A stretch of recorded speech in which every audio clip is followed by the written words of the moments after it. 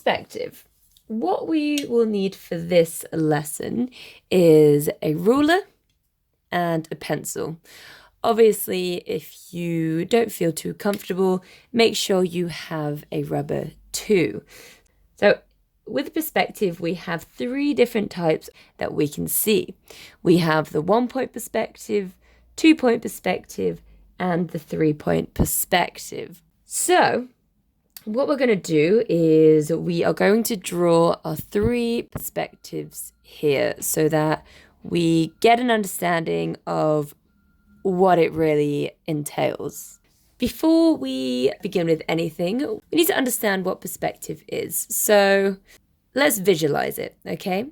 With any perspective, we always need a horizon line. So the horizon line means where the sky meets the land and everything kind of comes towards that. Let's start with our 1-point perspective here.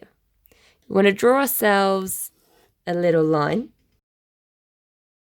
And then what we need to do is add our 1-point perspective. So a 1-point perspective means that there is one vanishing point, and it means that all of the lines are coming into this vanishing point. You may have seen it with things such as train tracks or when you're looking down a street, and it looks like all of these lines are coming into that vanishing point. So this is where everything disappears. This is where we can no longer see any further. It's where, the curvature of the earth kind of falls off and we can't see beyond that. So this is important. This is really important to remember. Also, another thing with any horizon line is that if we have any lines coming from above, usually that means that we can see underneath the object. It means we're looking up at the object. If we have any lines coming underneath, it means we're looking on top of that. So we should be able to see a roof on top of this.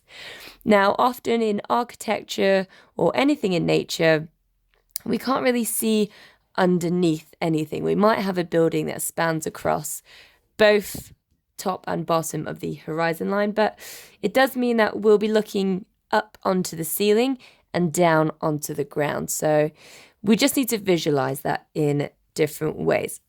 Let's start by understanding how to construct a shape on this line. With a 1-point perspective, it's much easier than the other 2, and we can start off by drawing a square. So get your pencil and let's start with that. Just draw yourself a square as if we're looking at it straight on.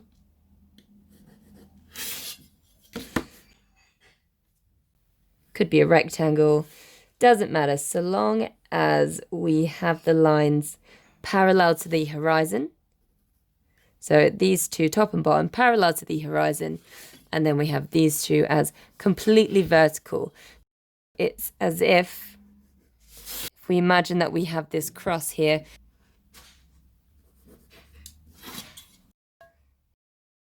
We have those lines that are completely flat and completely vertical. Okay, so this is important to remember. Then what we need to do is all the visible corners, so all the edges that we can see, we need to bring them into the middle, into that vanishing point.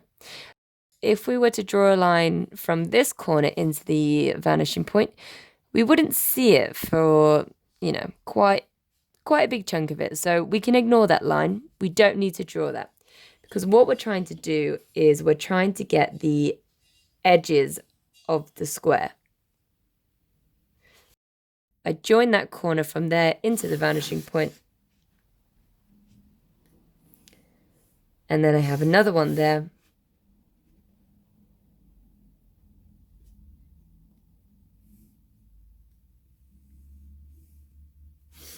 And then another one there. So it looks like we have a rectangle that goes all the way into that vanishing point. Next, what we want to do is just section off the edges. So again, like we have this vertical line there, I can decide how big or how small I want it, so long as it's completely vertical. And again, we're going to match this line, so it's going to be parallel to that line. It's going to join that corner, and it's going to go straight across to this line. There we have drawn our square or our rectangle into a 1-point vanishing point. So what I'm going to do is I'm just going to rub out this line so that you can see the shape itself. Okay, so there we have a perfectly formed 1-point perspective 3D shape. If you want to push that even further, we could go ahead and do some shading. So imagine our light source is in the sky, it's hitting that top surface, and we're going to leave that completely white. You might want to make it grey, but for the purpose of this, we'll just keep it white. And then what we want to do is on the second side, we just want to add a nice little grey, not too dark, not too light. It's just giving us a little bit of depth. So giving us a greater idea of form in that we have a light source and we have a realistic 3D object. Okay, there we go. And then for the third and final side, I want to make that slightly darker because when we have cubes or rectangles or anything 3D, we always have a varying shade. We have varying shades going through the whole shape. Let's just get that in there.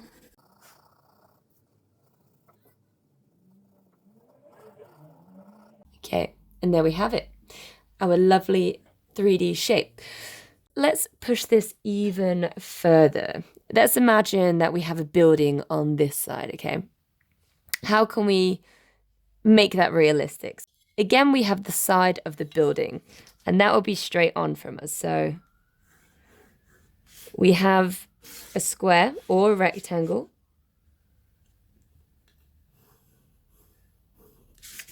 I'm going to go rectangle. And they were completely vertical to the paper. And this is going to be parallel with the bottom of the paper and parallel with the top. So we have a lovely, perfect rectangle or square. And then what we need to do is draw these lines all the way to the vanishing point again. There we have our edges, and then what we can do if we want to section off this building is we can draw a line there, or we could draw another one there, and you can see that everything is coming into that vanishing point. Now, you might have noticed that we can only see two sides. It's because we cannot see on top of the building and we cannot see the bottom of the building because it's a solid form. So all I'm going to do is just rub these out, just so that we can see that building and visualize it accurately.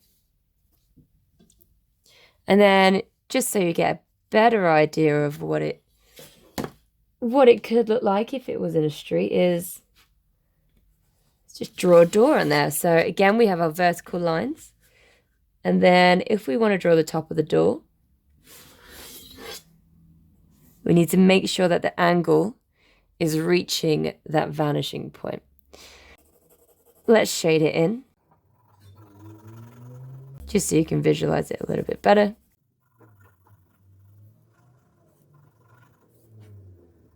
And there we have it. 1-point perspective, 1 vanishing point, 1 horizon.